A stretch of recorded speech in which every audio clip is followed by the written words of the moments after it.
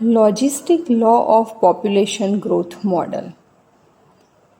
હવે ફર્સ્ટ આપણે જોયું હતું પોપ્યુલેશન ગ્રોથ મોડલ, બીજું population growth model with migration base, અને હવે આ થર્ડ છે logistic law of population growth model. હવે એઝ અ પોપ્યુલેશન જો ઇન્ક્રીઝ થઈ હોય તો ડ્યુ ટુ ઓવરક્રાઉડિંગ, વધારે પડતી વસ્તી હોવાના કારણે ઓવરક્રાઉડિંગ થશે. એની સાથે સાથે બીજું શું થશે તો લિમિટેશન્સ ઓફ રિસોર્સિસ. પબ્લિક વધારે હશે, ઓવરક્રાઉડિંગના કારણે જેટલા રિસોર્સિસ છે એ લિમિટેશન હોવાના કારણે બધા લોકોને પ્રોવાઈડ થઈ શકવાના નથી. એટલે as a population increase due to overcrowding and limitation of રિસોર્સિસના લિમિટેશન હોવાના કારણે the birth rate be is decrease. જન્મનો જે દર છે એ ઘટશે, અને આ રિસોર્સિસ લિમિટેડ હોવાના કારણે અને ઓવરક્રાઉડિંગ હોવાના કારણે ડેથ રેટ ડી એ ઇન્ક્રીઝ થશે. બધા રિસોર્સિસ, બધું ફૂડ, બધી જ વસ્તુઓ દરેકને પ્રોવાઈડ થવાની નથી, એટલે ડેથ રેટ ઇન્ક્રીઝ થશે. એટલે બર્થ ડિક્રીઝ થશે અને ડેથ રેટ ઇન્ક્રીઝ થશે with the population size x. એટલે આપણે જે પોપ્યુલેશન સાઇઝ કન્સિડર કરી હોય એના પ્રમાણે બર્થ રેટ બી ડિક્રીઝ અને ડેથ રેટ ડી ઇન્ક્રીઝ થાય છે. હવે આપણે એઝમ્પશન લેવાનો છે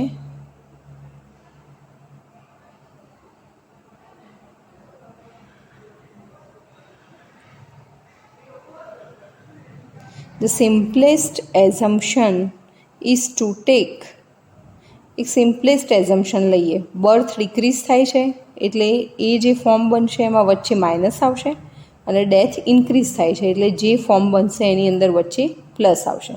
જેમ કે B is equal to B1 minus B2x. વચ્ચે માઇનસ એટલા માટે આવે છે કે બર્થ રેટ ડિક્રીઝ થાય છે એટલા માટે. એવી રીતે તમારે યાદ રાખવાનું કે B is equal to B1 minus B2x. Death D તો ઇન્ક્રીઝ થાય છે એટલે D is equal to D1 plus D2x. વચ્ચે પ્લસનો સિમ્બોલ આવે છે. હવે આ B1, B2, D1, D2 જે લીધા છે એ બધા ગ્રેટર દેન 0 થશે. હવે આગળ આપણે ફોર્મ્યુલેશન ફેઝ શરૂ કરીશું. આગળના બંને મોડલમાં પણ ફોર્મ્યુલેશન ફેઝમાં આપણે શું ફાઇન્ડ કરતા હતા, છેલ્લે dx/dtનું ફોર્મ ફાઇન્ડ કરતા હતા. હવે આની અંદર પણ the population growth model become, population growth model કરવા માટે આપણે શું કરતા હતા, population is equal to birth minus death. એના ઉપરથી આપણે dx/dt ફાઇન્ડ કર્યો હતો. તો dx/dt શું ફાઇન્ડ કર્યો હતો, બી માઇનસ ડી એક્સટી. dx/dt બી માઇનસ ડી એક્સટી આપણું ફર્સ્ટ પોપ્યુલેશન ગ્રોથ મોડલની અંદર આપણે ફાઇન્ડ કર્યો હતો. હવે આપણો બી શું છે, B is equal to B1 minus B2x. તો બીની જગ્યાએ શું મૂકીશું, B1 માઇનસ B2x. તો બીની જગ્યાએ આપણે પુટ કરીએ છીએ ઇઝ ઇક્વલ ટુ બ્રેકેટમાં B1 માઇનસ B2x. હવે ડી છે માઇનસ ડી, તો ડીની વેલ્યુ શું છે, D1 પ્લસ D2x. તો ડીની જગ્યાએ શું મૂકીશું, માઇનસ પછી D1 plus D2x whole bracket, બહારની સાઈડ શું છે, XT. હવે આપણે આનું સોલ્યુશન કરવાનું છે. તો આપણે સૌથી પહેલાં શું કરીશું, B1 અને D1 બંનેને ભેગા જોડે બ્રેકેટમાં લાવી દઈશું. તો B1 માઇનસ D1.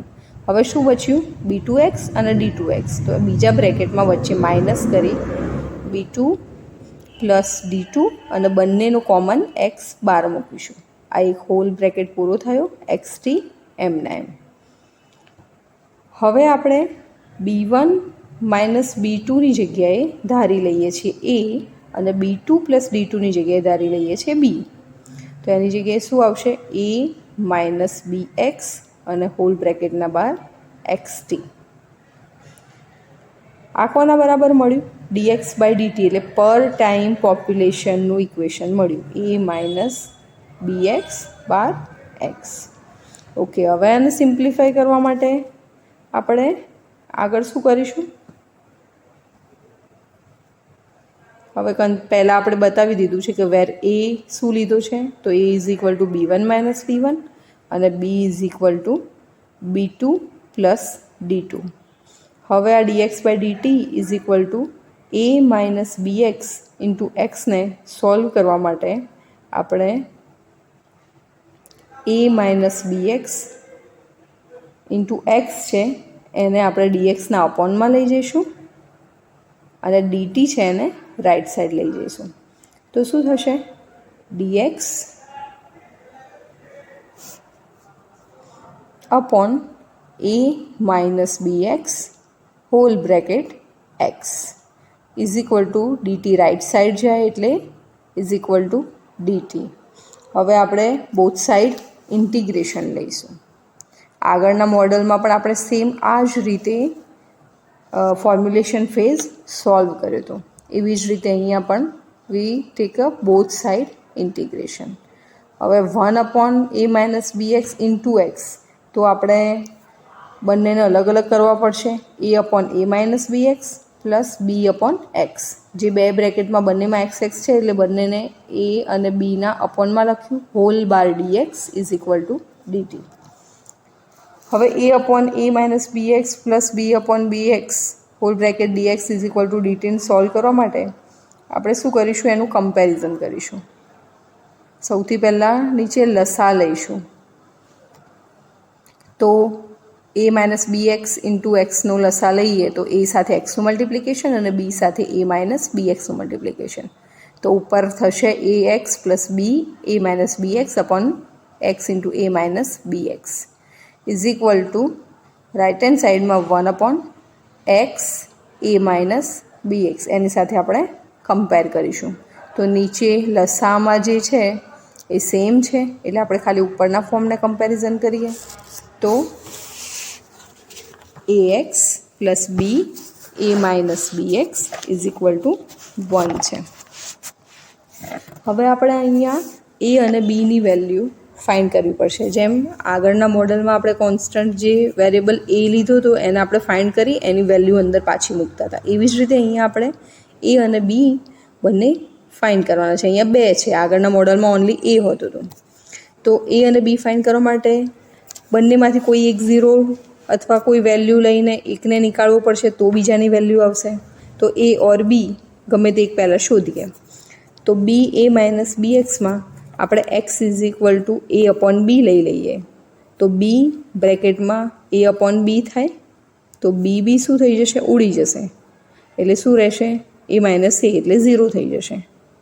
તો a 0 થઈ જશે તો એની વેલ્યુ આપણને મળી જશે.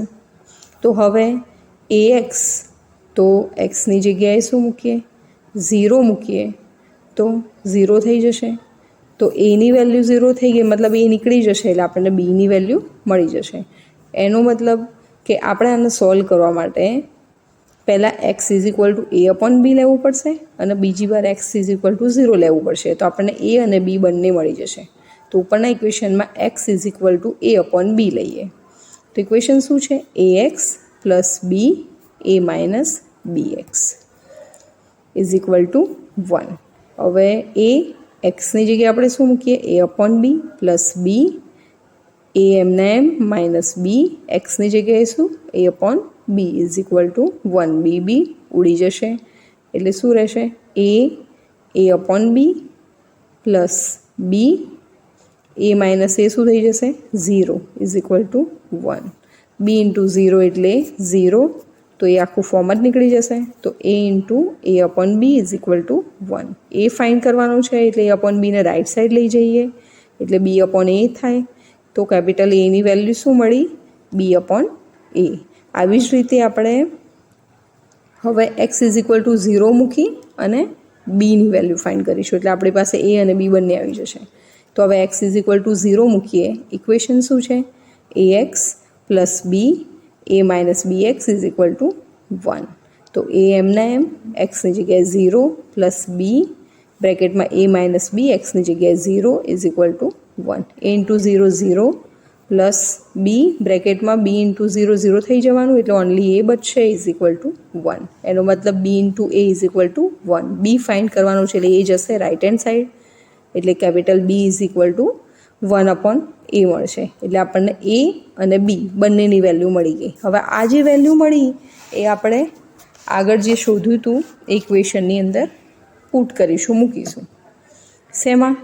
એ upon a into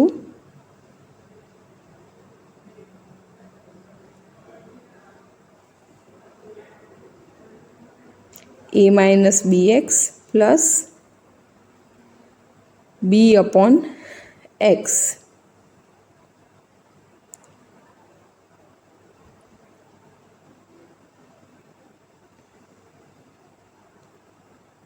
dx is equal to dt. આની અંદર a અને b ની વેલ્યુ મૂકીશું. આપણે આગળ જોયું હતું a upon a minus bx plus b upon x dx is equal to dt માં. તો એની વેલ્યુ શું મળી છે? b upon a અને બીની વેલ્યુ મળી છે 1 upon a. તો સૌથી પહેલાં ઇક્વેશન લખીએ.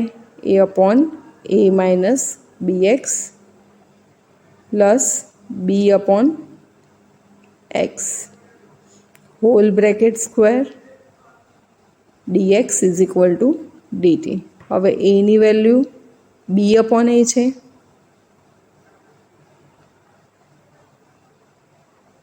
અને બીની વેલ્યુ 1 upon a છે. હવે આ બંને વેલ્યુ આ ઇક્વેશનની અંદર મૂકીએ.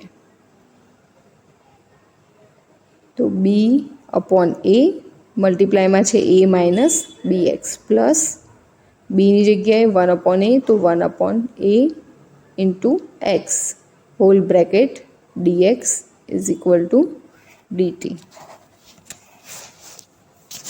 હવે આપણે શું કરીશું? તો ઇન્ટિગ્રેશન લઈશું both side. Integration both side લઈએ તો b upon a into a minus bx એમાંથી સૌથી પહેલાં જે a નીચે અપોનમાં છે એને આપણે રાઇટ હેન્ડ સાઈડમાં dt સાઈડ લઈ જઈએ એટલે b upon a minus bx રહેશે. તો એનું ઇન્ટિગ્રેશન શું થાય? log a minus bx plus 1 upon એક્સનું શું થાય? log x.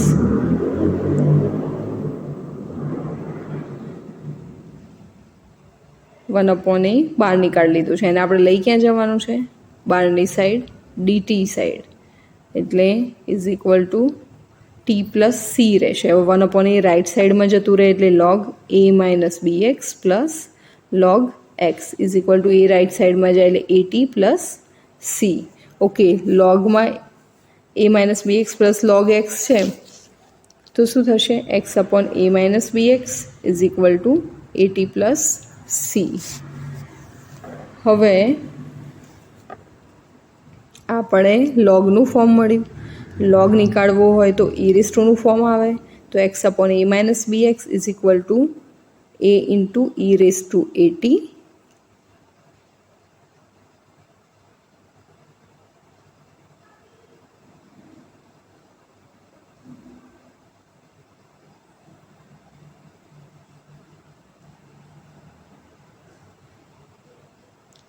a into e raise to a t.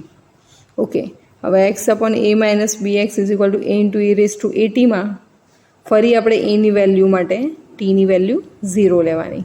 તો ટી ઇઝ ઇક્વલ ટુ 0 લો એટલે x is equal to x 0 થાય, મતલબ x t is equal to x 0 થાય. તો એક્સ અપોન એ માઇનસ બી એક્સમાં એક્સની જગ્યાએ x 0 upon A minus B x 0 is equal to a into e raise to a અને ટીની જગ્યાએ 0 ઈ રેઝ ટુ 0 1 થઈ જાય. તો X 0 upon A minus B x 0 is equal to A E raise to 0 1 એટલે એની વેલ્યુ મળી ગઈ. Okay, એની value શું મળી? એક્સ 0 અપોન એ માઇનસ બી એક્સ 0. હવે આ એની વેલ્યુ ક્યાં મૂકવાની? ઉપરવાળા ઇક્વેશનમાં એક્સ અપોન એ માઇનસ બી એક્સવાળા ફોર્મમાં. તો ઇક્વેશન શું છે? આપણે સૌથી પહેલાં કેપિટલ એ કેપિટલ બી શોધ્યો, એની અંદર વેલ્યુ મૂકી, ફરી જે ફોર્મ મળે એમાંથી ફરીથી એ શોધ્યો અને હવે આ કેપિટલ એની જે વેલ્યુ મળી એને મેઇન ઇક્વેશનની અંદર મૂકીશું એટલે આપણું ફોર્મ્યુલેશન ફેઝનું ઇક્વેશન મળી જશે અને સોલ્યુશન પણ એનાથી જ મળશે. તો capital A is equal to x 0 upon A minus B x 0 છે, એને આપણે મૂકીએ x t upon A minus B x t is equal to capital A into e raise to a t. તો કેપિટલ એની જગ્યાએ મૂકીએ તો x t upon A minus B x t is equal to એની જગ્યાએ x 0 upon A minus B x 0 into e raise two 80.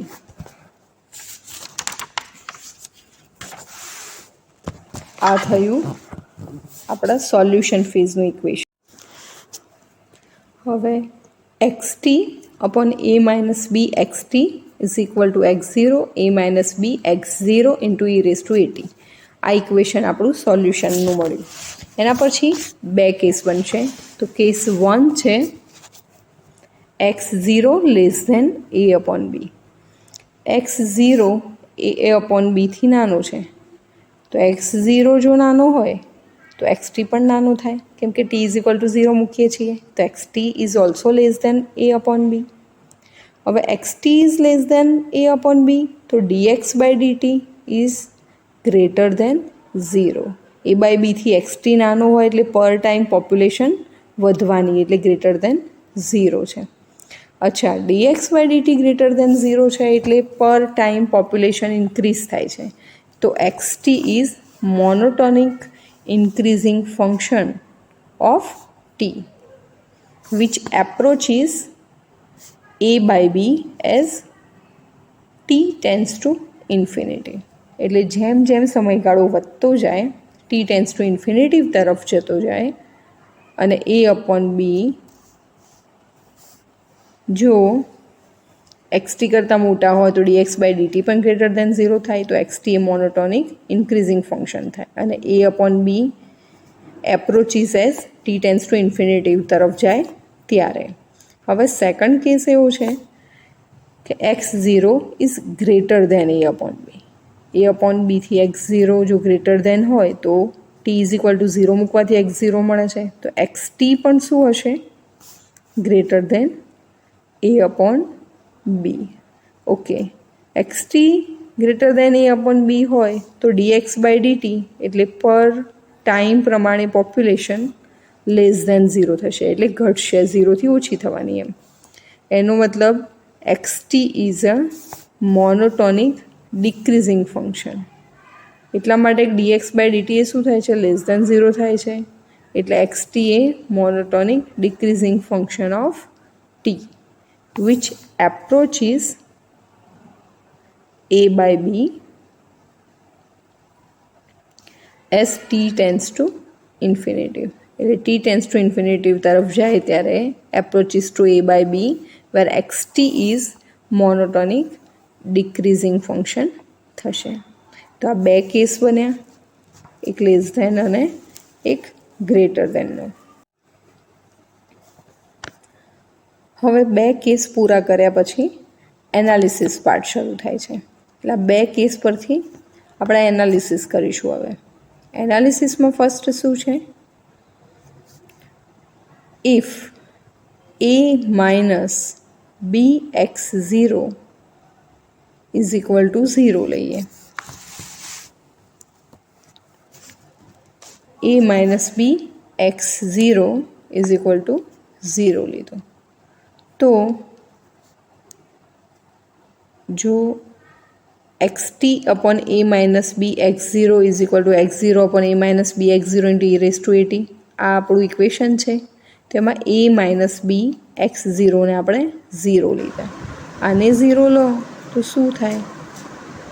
a is equal to b x0. b x0 right hand સાઈડમાં લઈ જઈએ એટલે a is equal to b x0. હવે x0 જોઈએ છે આપણે, એટલે b ક્યાં જશે? એના અપોનમાં. તો x0 is equal to a upon b.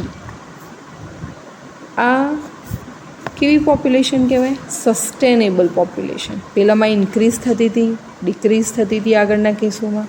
હવે x0 is equal to a upon b હોય, એમાં x0 less than a upon b હતો અને એકમાં greater than a upon b હતો. હવે x0 જો a is equal to a upon b હોય તો એ સસ્ટેનેબલ પોપ્યુલેશન થાય. હવે જો સસ્ટેનેબલ પોપ્યુલેશન હોય તો hence no change in population. Sustainable મતલબ એ જ સ્થિતિમાં પોપ્યુલેશન રહેશે, ના વધે છે ના ઘટે છે, એટલે નો ચેન્જ ઇન પોપ્યુલેશન. પોપ્યુલેશનમાં કોઈ જ ચેન્જ આવતો નથી. હવે a માઇનસ bx0 0 લીધું તો આપણને સસ્ટેનેબલ પોપ્યુલેશન મળ્યું. હવે ઇફ a minus b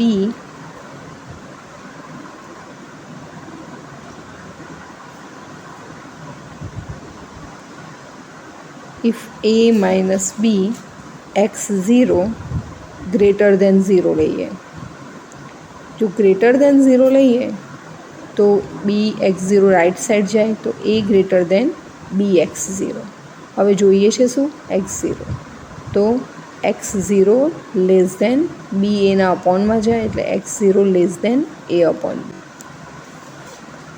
હવે જે મેઇન ઇક્વેશન છે xt upon a minus B x0 is equal to x0 a minus B x0 into e raise to at. એમાં RHS ઇઝ ઇક્વલ ટુ શું છે x0 upon a minus B x0 into e raise to at છે. હવે જો a greater than 0 થાય as it is LHS is equal to LHS શું છે xt upon a minus B x0